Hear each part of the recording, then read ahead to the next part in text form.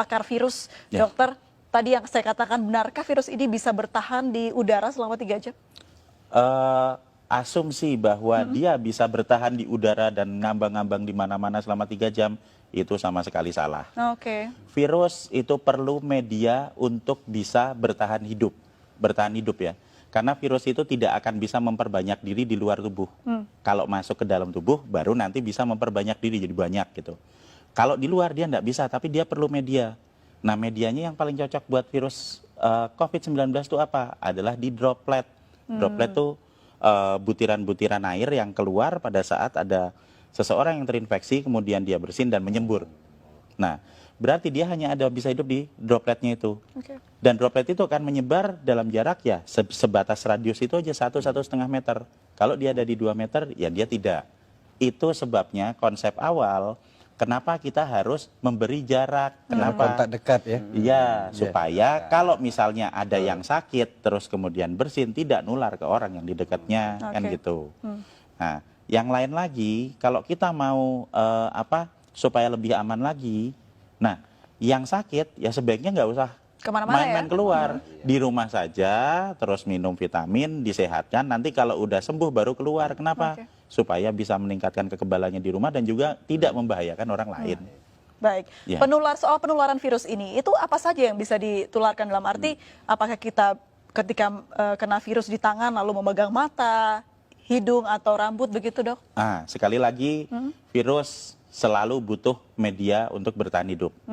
Semakin dingin, semakin basah, makin gelap, dia bisa bertahan hidup semakin lama. Di droplet itu basah.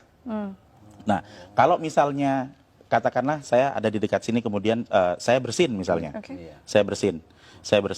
Nah, droplet yang ada di situ, kalau misalnya nanti kena di baju, nah dia akan bertahan juga di baju lama. Nempel. Ya, lah terus pas pada saat kita buka baju, terus nanti kena hidung kita, ya akan masuk ke dalam. Tapi seberapa lama dia bisa bertahan di situ tergantung kondisi lingkungan. Semakin terang, semakin kering, semakin panas, dia juga nggak akan bisa bertahan hidup lama. Jadi sebenarnya virus ini punya kelemahan banyak sekali. Jadi dia hanya bisa bertahan di droplet. Kalau misalnya ada yang bilang, misalnya kan kalau misalnya dia ditaruh di meja yang dingin gitu, bertahan 9 hari. Ada hoax seperti itu. Itu hoax ya, Dok? Menurut saya hoax. Kenapa? Nah, kalau dia hanya bisa bertahan di dalam droplet. Di dalam droplet itu kalau misalnya dia kondisinya tidak sesuai dengan dia dan terjadi penguapan, kan jadi kering, dia nggak bisa bertahan lama. Jadi droplet ini sesuatu yang cair begitu ya, Dok ya? Cair, iya. Itu loh, tetesan lendir atau cairan yang ada di situ. Dan kalau misalnya kita bersin di satu lokasi atau di meja misalnya, kemudian kita langsung dibersihkan dengan desinfektan, dibersihkan dengan sabun, dibersihkan dengan pembersih lantai atau apa, itu dilap gitu, dalam waktu 3 menit sudah hancur. Jadi virus ini gampang hancur dengan pelarut lemak, dengan sabun, dengan deterjen dan macam-macam, termasuk kalau nempel di baju kita terus langsung masukin mesin cuci, itu virusnya hancur. Kelemahannya seperti itu. Nah, kelebihannya nyebarnya cepat. Jadi sebenarnya kita bisa tahu kelemahan dan kekuatan virusnya dengan jelas supaya kita bisa ngatasi. Kita harus tahu dulu kalau kita mau bertempur, kita kan harus tahu dulu musuhnya.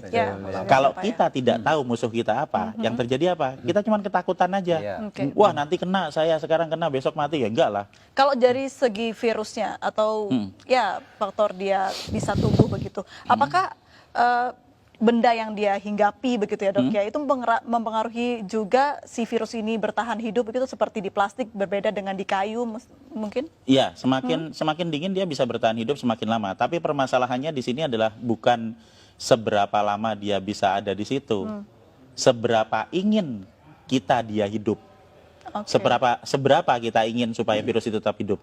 Kalau kita pengen virus itu cepat mati supaya nggak nular, ya kalau misalnya kita tahu mejanya kotor ya dibersihin aja, disemprot dibersihin. Ada yang bersihin misalnya ya cepat-cepat disemprot dibersihin. Semakin kita diamkan paparan virus yang ada di situ ya dia akan bertahan semakin lama. Tapi kalau misalnya kita bisa punya kesadaran sendiri untuk mulai dengan pola hidup bersih, setiap ada sebaran di situ ya kita semprot bersih, simple kok itu, nggak terlalu sulit, cuma diusap aja seperti itu. Nah, maka kita akan sangat membantu untuk mengurangi sebaran virus. Baik, itu juga berlaku untuk batuk begitu ya, Dok ya? Iya, betul. Dan kalau tetap mata nggak mungkin ya dok ya bisa Enggak, jadi. enggak, sama sekali tidak mungkin. Apalagi hanya pikiran. Iya, hanya kalau tetap pikiran. mata ntar jatuhnya ke hati ya dok ya.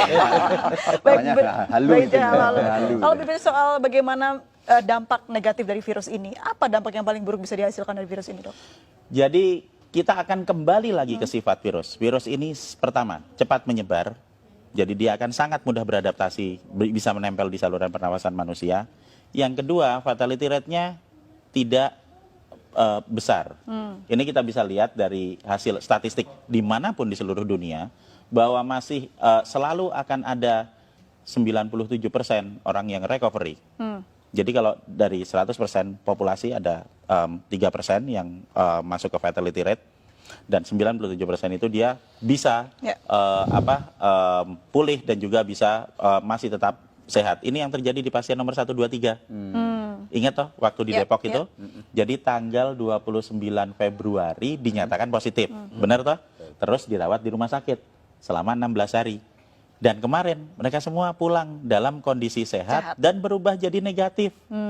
Berarti apa? Status positif terinfeksi ini bukan status yang tetap. Seperti misalnya, oh saya kena, sekarang saya positif. Sampai 1 tahun ke depan saya tetap positif. Tidak. Itu akan berubah seiring dengan peningkatan Kembalinya imun. kekebalan tubuh. Oke. Jadi kalau hari pertama saya terinfeksi, saya akan positif. Hari ke-7 saya masih tetap positif. Tapi nanti di hari ke-10, pada saat antibodi saya mulai naik di 7 hari pasca infeksi, di hari ke-10 antibodinya banyak, kita akan berubah jadi negatif. Oke. Puncak produksi antibodi ada di hari ke-14, sehingga di hari ke-14 dia akan habis semua virusnya, dinetralkan oleh antibodi. Itu yang terjadi pada pasien nomor 1, 2, 3. Jadi supaya kita bisa menginduksi pikiran-pikiran positif dan optimistik yang ada di rakyat, kita harus belajar juga melihat, kok ada pasien nomor Yang 1, sembuh 2, gitu 3 ya. sembuh, ini kan udah ada buktinya. Menariknya tadi juga sempat di program di Iya. tayangan kita begitu, pasien 03 ini ternyata tidak ada gejala yang terlalu parah begitu dok, hanya batuk sedikit saja Iya. dan treatmentnya pun hanya diberikan vitamin dan juga obat batuk oleh Betul sekali. dokter. Iya. Nah, kenapa virus ini bisa tidak semua orang terkena paru-paru dok? Nah, jadi kalau kita mau melihat keganasan virusnya, itu kita jangan melihat kita harus kembali ke struktur virusnya ya. Struktur virusnya lagi, sifat virusnya. Virus ini bentuknya tetap, dia akan menyerang ke semua manusia. Oke. Dia tidak berubah. Yang menyebabkan terjadinya perbedaan adalah di manusianya. Ada manusia yang sehat, yang memiliki saluran pernapasan yang sehat, sehingga pada saat terinfeksi, yang akan keluar adalah batuk, ya kan?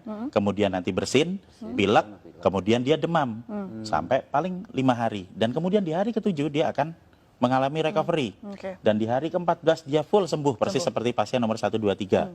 Tapi untuk orang-orang yang berada di dalam grup dengan resiko tinggi, misalnya yang udah berusia lanjut. Oke. Kalau orang usianya lanjut, kemudian dia nanti akan memiliki pengurangan dalam hal produksi antibodi karena usianya Ini udah lanjut. usia berapa tahun ke atas dok? 60 tahun? Di statistik itu dia ada di usia antara 70-80. Itu di statistik datanya. Terus yang kedua, manusia dengan komplikasi penyakit, diabetik misalnya, atau hipertensi, atau stroke, gitu kan. Dan yang ketiga adalah manusia yang memiliki riwayat gangguan pernapasan. Oke. Misalnya TBC, misalnya bronkopneumonia, bisa jadi juga asma. Maksudnya adalah saluran pernapasannya sudah mengalami kerusakan Oke. sebelum ditempeli virus, sehingga pada saat ketempelan Lebih gampang, COVID-19 akan lebih parah. Itu yang menyebabkan terjadinya ada angka fatality rate 3%. Baik. Nah, jika kita akan fokus ke 3% ini, berarti kita akan berbicara mengenai grup dengan resiko tinggi, sehingga yang seharusnya lebih diperhatikan adalah yang di grup dengan resiko tinggi ini untuk dapat prioritas ke rumah sakit. Kenapa? Supaya rumah sakitnya nggak penuh, dokternya nggak repot. Jadi nggak ada yang baru pertama kali kena sekarang, baru demam sebentar, terus waduh besok saya mati langsung ke dokter. Nggak seperti itu. Kita mendahulukan grup dengan resiko tinggi, sehingga tidak semuanya harus masuk rumah sakit. Nah, kita harus memberikan edukasi gimana caranya supaya kita bisa melawan virusnya yang ada di luar tubuh, meningkatkan antibodi yang ada di dalam tubuh secara mandiri, supaya kita semua nanti bisa ngatasi virusnya. Pertanyaannya, ketika seorang yang pasien positif sudah sembuh begitu, Ya. akankah dia bisa positif kembali? Ya, Bisa. bisa. Jadi kita berbicara mengenai masalah sebaran virus. Oke. Jadi satu hal yang harus kita pahami dulu, ini imunologi basic adalah bahwa kalau saya pernah kena virus, misalnya saya pernah kena virus COVID-19, nah tubuh saya akan punya data tentang virus ini. Sehingga pada saat nanti saya kena lagi, saya akan kebal. Pertama kali kena, antibodi saya akan keluar dalam waktu 7 hari. Untuk yang infeksi pertama. Tapi nanti begitu infeksi kedua, saya kena lagi, itu nggak usah nunggu 7 hari karena Oke. sudah ada datanya di sel memori. Saya akan mengeluarkan dalam waktu 24 jam, sehari langsung kebal. Ini prinsip dasar kenapa kita semua harus divaksin. Oke. Jadi kita kasih virusnya dulu, dikenalin, supaya nanti kalau ada lagi, antibodi kita bisa keluar lebih cepat dan lebih banyak. Nah, jadi kalau misalnya saya sudah pernah kena, kemudian saya sembuh dalam waktu 14 hari, saya keluar ke kerumunan. Dan di kerumunan ini ada orang yang sakit, kemudian saya kena lagi. Apakah saya bisa kena? Jawabannya ya, pasti iya. Kalau diambil sampel, apakah itu akan jadi positif? Ya, benar jadi positif. Tapi apakah infeksi kedua itu akan membuat saya sakit? Tidak. Oh, Karena saya sudah punya antibodi. Dan kalau yang pertama tadi, mungkin kita ingat, hari pertama positif. Nanti hari ke-7 masih positif. Hari ke-10 bisa jadi negatif. Yang pertama, infeksi pertama. Kalau sudah saya kena lagi, hari pertama positif, nanti hari ketiga bisa positif, hari keempat sudah negatif. Karena antibodinya sudah keluar. Jadi orang yang kena corona ini sudah positif berarti punya antibodi yang besar ya, Iya. Dok ya, ketika sudah sembuh tapi. Betul. Dan dengan memberikan vitamin E dan vitamin C, kita Oke. bisa memproduksi antibodi 2 sampai 3 kali lipat lebih banyak daripada normal. Ini kan berarti kuncinya adalah imunitas. Lalu seperti apa kita menjaga imunitas? Vitamin yang banyak, tidur yang cukup, apalagi Dok? Jadi produksi antibodi yang normal itu akan bisa dicapai jika kita dalam kondisi yang fit. Berarti apa? Berarti kita ya makan yang benar, kemudian kita istirahat yang cukup. Karena semakin banyak kita bergadang, semakin banyak kita stres dan panik bahwa kita besok mati, Nah, itu ya. itu akan sangat menurunkan produksi antibodi. Berarti Gitu. panik benar menurunkan antibodi Dok? Iya, Oke. bahkan kita jadi panik terus, kemudian kita jadi nggak tidur, Stres kemudian jadinya. kita mau minum nggak enak, makan nggak enak, iya kan? Takut Akhirnya mati. iya kita kurang energi, akhirnya ya nggak ada produksi antibodi. Jadi sebenarnya dengan pola hidup yang sehat itu akan mampu membuat kita memproduksi antibodi secara normal. Dan pada saat ada dalam kondisi wabah, jika kita mengkonsumsi vitamin E dan vitamin C, Oke. kita akan memproduksi antibodi bisa 2 sampai 3 kali lipat dari produksi normal. Dan ini akan sangat-sangat membantu pada saat ada kondisi wabah virus. Dan yang paling utama lagi adalah sekali lagi panik dan stres itu tidak akan meningkatkan antibodi kita atau menyebabkan virus yang ada di luar menjadi berkurang. Meningkatkan antibodi dengan berpikir positif, dengan memiliki ilmu pengetahuan yang cukup bahwa sebenarnya virus ini bisa kita hadapi, kemudian konsumsi vitamin dan pola hidup bersih. Oke. Membunuh virus di luar tubuh dengan pola hidup bersih, meningkatkan antibodi di dalam tubuh untuk mengatasi virusnya. Dan tanpa panik, tanpa stres. Tanpa Karena- panik, Nah, tanpa Karena vitaminnya panik nggak akan membawa perubahan apapun. Vitamin E-nya dari alam itu, Prof. Mungkin Apa Iya. saja, ya. Jadi kalau misalnya vitamin E atau vitamin C akan ada banyak di apotek. Mereknya apa? Ya terserah beli aja di sana ada banyak. Kalau misalnya tidak ada, kita bisa menemui banyak vitamin E itu ada di kecambah atau tauge itu, Oke. brokoli.